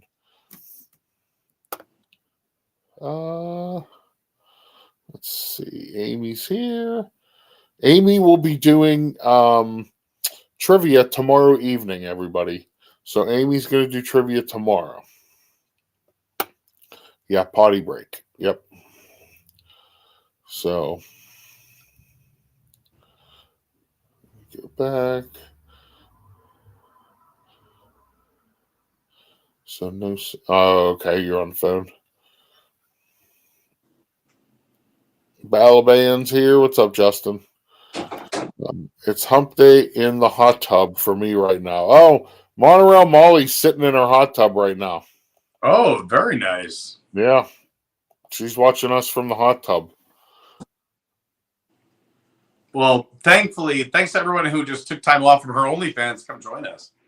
Yep. All right. So I play a game with all my Hump Day Hangout guests. Now, you've seen Steve live on stream. I have.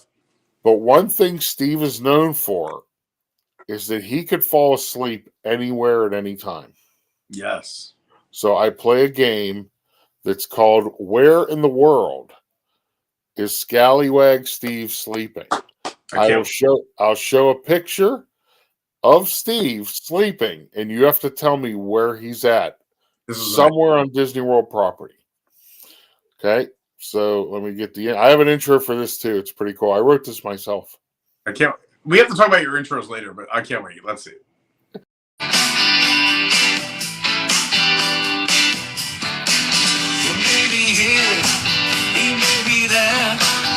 Keep it quiet because where in the world is Scallywag Steve sleeping?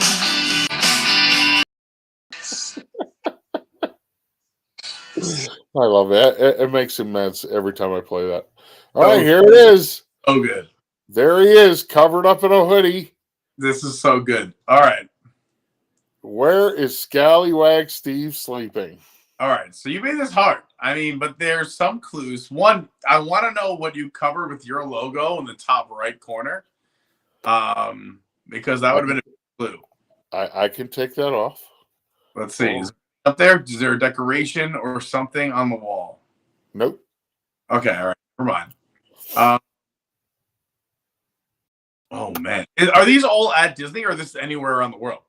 This is on Disney World property. Disney World property. Okay.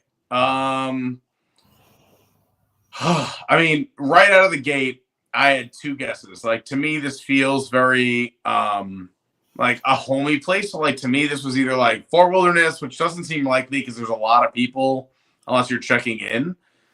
This could also be Sid Cahuenga's. I feel like in the very front of Hollywood Studios, it's got like old school, has a homey vibe. I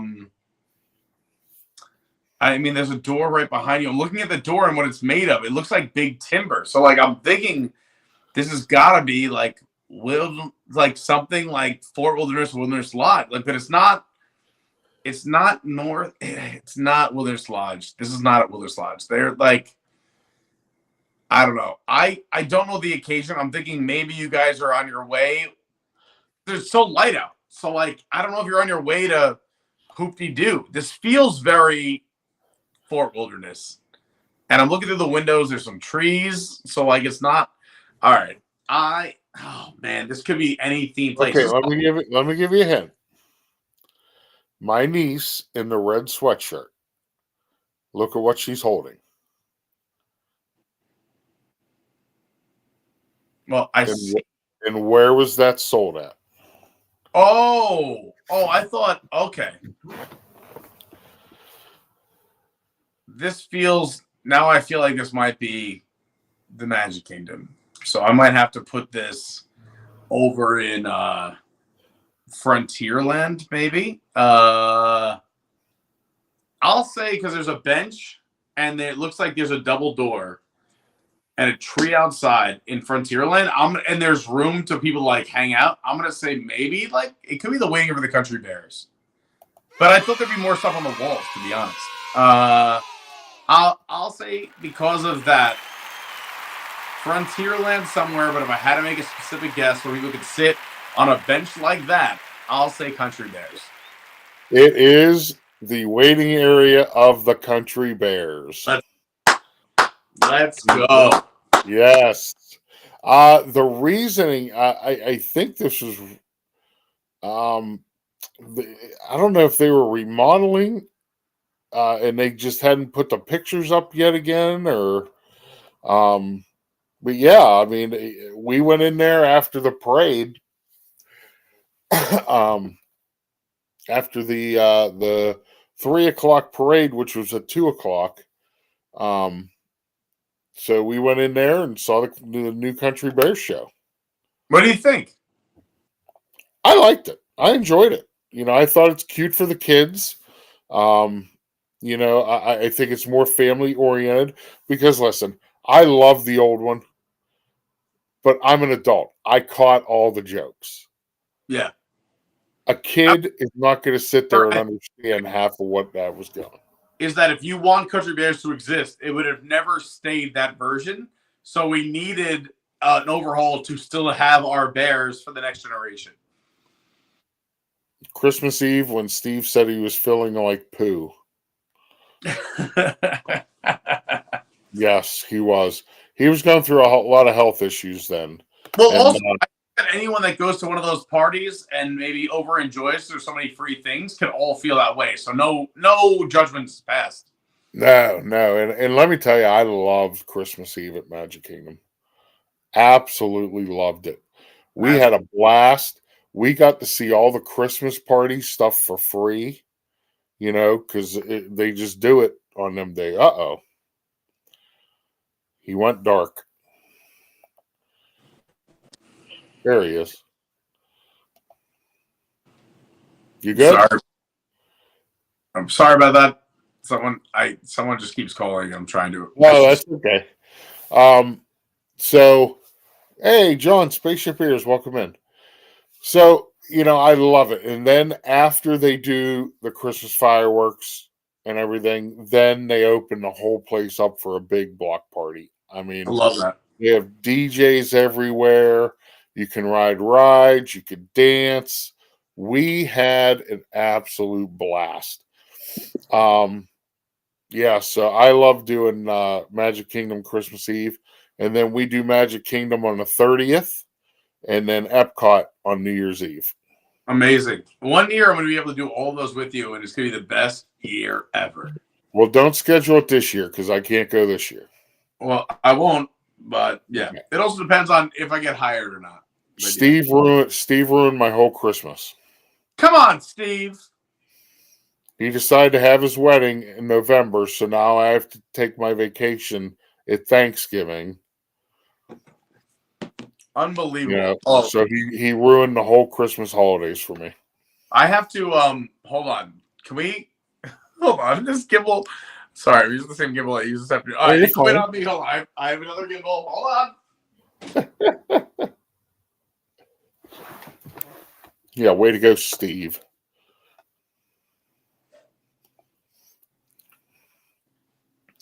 It's all Steve's fault. We're back. Honestly, my gimbal saw Steve and just did a copycat. It was weird. All right, let's get everyone back to where they should be. Nice. You go to sleep. Go to sleep. Speaking of which, you know what I love? I don't know if anyone out there also just has Disney Plus subscription for no reason, because we loved it. What is happening here? This is going to be a roller coaster. I don't know what this is. What is happening? At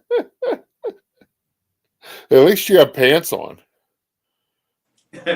Anyway, let's talk during this roller coaster ride. So, because we all have Disney Plus for every reason we thought, we'd be like, oh, Disney Parks content. And they were like, Imagineering Story. And then they were like, you get nothing. Then we got, all right, the magic of Disney's Animal Kingdom. We love that. And then again, how many gimbals do you have? I have 3. Oh my goodness. For this reason, because sometimes gimbals go on strike. Let's just do this. Here we are. Hey, we did it. Yep. So this Thanksgiving I'll be down there. I'm going to be there for 3 weeks in June now. Oh my gosh! What are you moving here? No, I'm invading Steve's house. Oh, nice. All right, I like that. And then he's actually leaving for a cruise, so I get to run amok at his house by myself. Well, you are on the stream with the right person to run amok. Yeah, me and Mr. McDevitt are going to be down there at the same time. Oh boy, in June. So, did you hear about the Park Hopper Chopper Grand Prix? I have heard about it. I've seen the commercials. To be honest, I might have to take out a knee or something just to be a part of it. So yeah, I mean, I said if anybody wants to run a scooter from Park Hopper Choppers and get in on this, I think we can do something for charity. Let's go. I'm in. Honestly, we'll talk off stream, but I have some other fun ideas where I could be involved, but not in the chopper. Steve is gonna he's gonna have the checkered flag. We're gonna see if Preston will have the green flag. Where is this going down? Where's the location? Has it been announced? The location is going to be the Circle at the Boardwalk Beach Club and Yacht Club. That's what I thought. We figure it'd probably be best to do it there than in a park. No, definitely not in a park. I was hoping it would be in a parking lot because Disney would get upset if I brought. I'm just thinking for me, if I brought a speaker and a microphone to do the start and finish, I could get in trouble. That'd be hysterical. I'm just saying, if I brought a speaker and a microphone for the start and finish, we could get a little fanfare. What if? What if it's the same route? But what if it's on Swan and Dolphin property? They don't care. They don't care at all. Oh, really? If you started Swan and Dolphin, do the whole loop around Boardwalk Beach Yacht, came back to Swan and Dolphin, I can get away with a little bit more over there. I'm just saying. We'll talk about it. Oh, yeah, we'll talk. We'll talk. But I'm figuring we're going to have a stream going to where, you know, me and Pete both have a camera on our I love it. I love it. You know, and listen, everything's fair. There's no rules. I think it's gonna be great. I'm a huge fan of this idea, and if I could be a part of it, I would love to be. So let's do it. Oh, Magic Adventure says we have 2 of our own scooters. We could get in on it. You can do whatever you want. That's fine. Just know though, I cheat. Yeah, I was gonna say I know some people. I don't know what the prize or pride is, but we could definitely alter some scooters for some intense racing. Oh, it's just bragging rights. Thank goodness, because I was afraid for the families on the bikes that you guys might take out. Steve said that he's going to take all the betting, and half of it will go towards charity. I like it. Yeah. Just like FanDuel and Sportsbook. Yeah. Yeah. And DraftKings. Which I heard you can't use in Florida. No, you have to have what is it? The Hard Rock Bet. Yeah, the Seminole. Yeah. Yeah. I couldn't believe that when Steve told me that. What a role reversal for our country. The Indians are in charge of sports betting here in Florida. That's all right. I don't have a problem with that. Neither do I. What do we care? Yep. Well, I tell you, this was awesome. What's up coming up on I know tomorrow you're gonna finish your scavenger hunt. Yeah, tomorrow we're gonna be back. We have so many people in town, and I really love meeting up with people. So if you ever come hang out with the channel, and I know a lot of you from Doug's chat as well, because I'm a big fan of the channel here as well. Let me know when you're in town or jump on our Discord. I always check. We have a Carney Crew meetup in our Discord. If I see a lot of people are in one spot, I try to go meet up with everybody. But we do a lot of fun stuff on our own too. Yeah. So tomorrow, back to finishing the Skyliner. Let me the way Disney puts it, the Skyliner Rally Scavenger Hunt. I don't know why they added Rally. Maybe someone else owned the other one, but Skyliner Rally Scavenger Hunt. Plus, we do the Easter eggs over at the Easter Extravaganza over at Yacht and Beach Club. I'll also be in and around the parks all day tomorrow because I am away in New York Friday, Saturday, Sunday. I want to see everyone. So I'll be around the parks and resorts from 8 in the morning till 4. I'll be at Celebration Brewing, a brewery nearby the parks, right after that for a meeting and say hi to some people. Then I'm DJing tomorrow night. I'm in New York Friday, Saturday, Sunday. Next week, come check me out in the parks. We'll be doing all the fun content. I'm sad I'm missing Run Disney. What else is going on? I don't know. We do a lot of fun stuff. My schedule's crazy. This month is insane.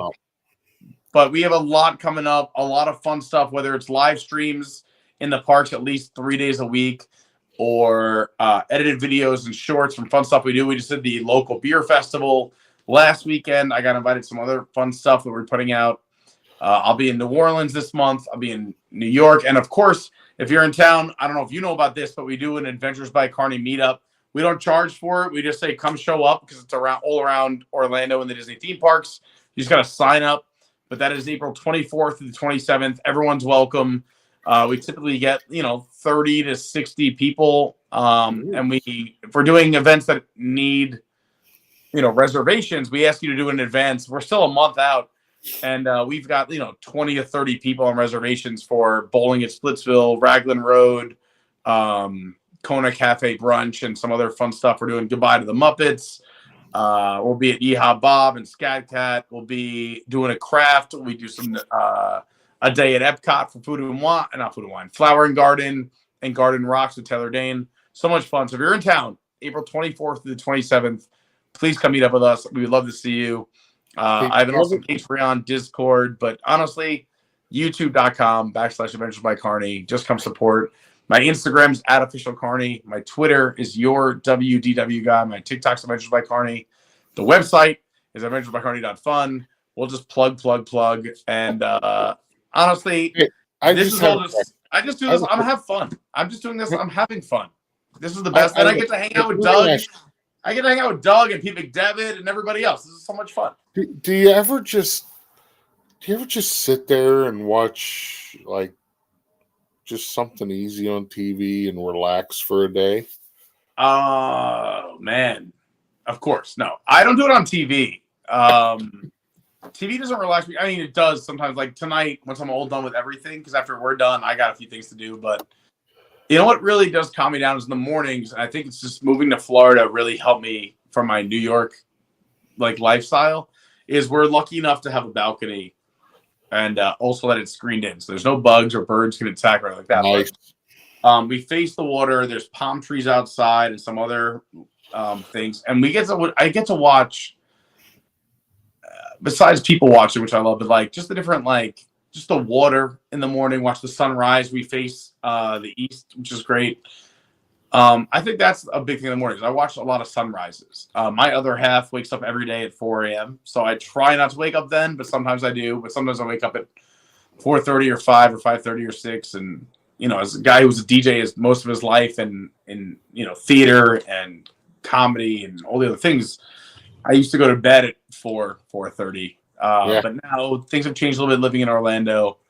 It's nice. I take my time to relax in the mornings and just breathe in nature. Like I feel like when a palm tree shakes, I say hello back. I'm like, oh, it's waving to me. It's telling me to calm down. And I just try to just take it all in. Like I honestly, it's been such a blessing.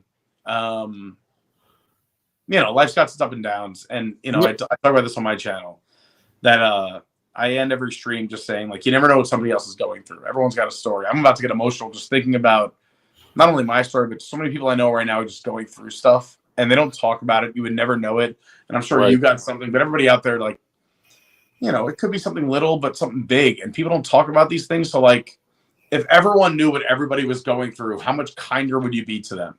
Like when you go to a wake or a funeral, like you just say like, hey, I'm so sorry, but people are going through those emotions in other ways every day in some form or another. And not every day, every person, but somebody. And they might not talk about it.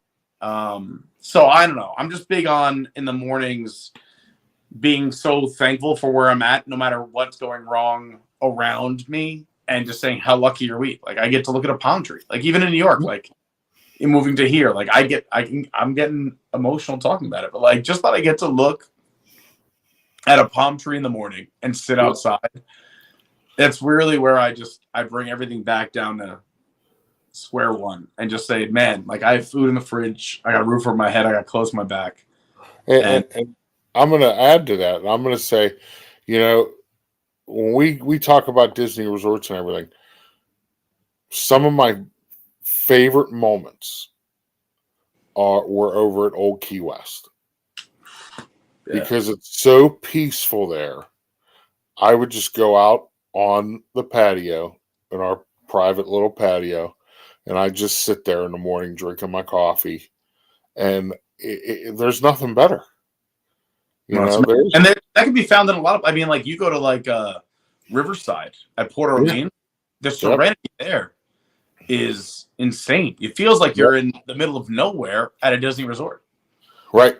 Yep. And same thing early in the morning. You go for a golf cart ride at Fort Wilderness, and it's just you and everyone who's kind of waking up is just so friendly and waving, and you just take in the sunrise. I mean, there's so many spots here at Disney where we're so fortunate, but I don't know. To answer, I mean, we're going off on a tangent here about serenity and peace, but do I ever take a minute? I try to, especially in the mornings. And I think a big part of that is just realizing like how lucky we are. And I think anyone who's watching this, no matter what you're going through, has a reason to be lucky. You have electricity. You're watching this. You have YouTube. You clearly love Disney, so you might have been there, or you have a wish to be there. But even that, I don't know. Like, I'm just big on gratitude, and I think it's just an amazing way to start your day because. Oh, yeah. And then I turn on Coffee Talk and I get to laugh and have a good time. Yeah. Sometimes. But anyway, going back to what you said about being a kid and not getting to go to Disney, me and Steve and our sister Dawn, we were very fortunate that our parents took us every Christmas, and we had a Toyota camper and we stayed in Fort Wilderness every Christmas. Wow. I remember when Magic Kingdom was the only park. And we would go there on Christmas Day, and it would be empty. That was before it was the thing to do to go to Disney on a holiday. We would walk on every ride. We would have a blast. You'd walk down Main Street on Christmas Day, and there'd be nobody there. Yeah, imagine telling every American family or foreign, hey, come to, at the time, hey, come to Six Flags on Christmas. People be like, whoa, relax. Like, what are you talking about? But, look at the job they've done where they've created an atmosphere where that can become a tradition and where you feel like you're still celebrating each other and whatever you believe in and whatever, that's so special. The fact that you got to be there on the early version of that is crazy. Oh, yeah. I remember driving in. This was when you only had World Drive.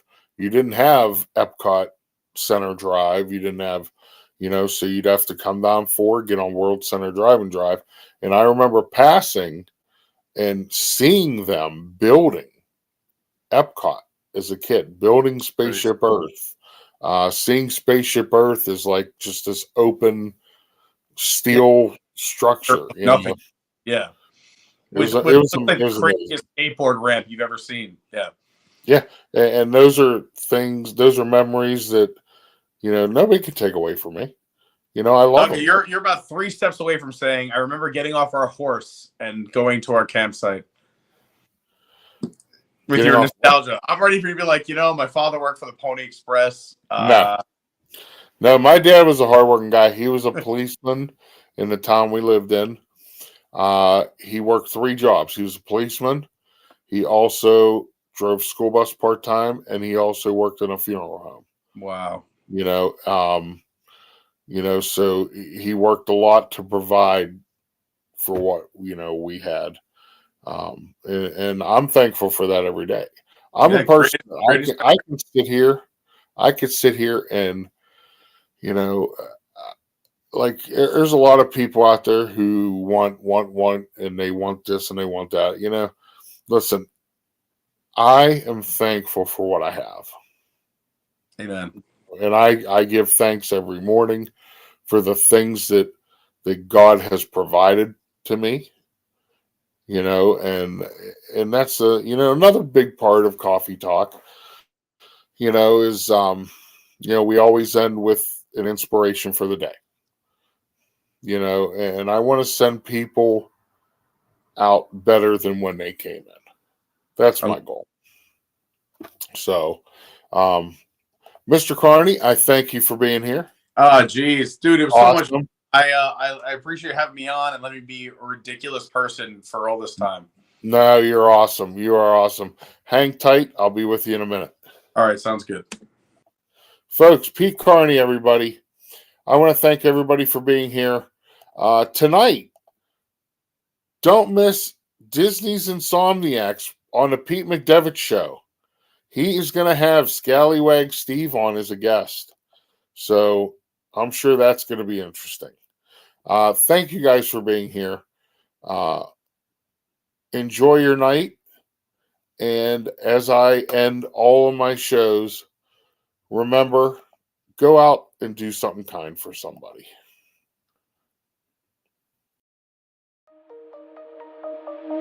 Shine bright up all night, we're never slowing down. Fall in love, drunk mistakes, we're bound to hit the ground. keep this feeling, keep on breathing, even if we're slipping away. So I close my eyes and lose myself now. Do it like it's only today. We got a party for a lifetime. No, we ain't stopping for the sunrise. And we don't care about the bad nights. And for a second I can feel like this. Make me feel like this.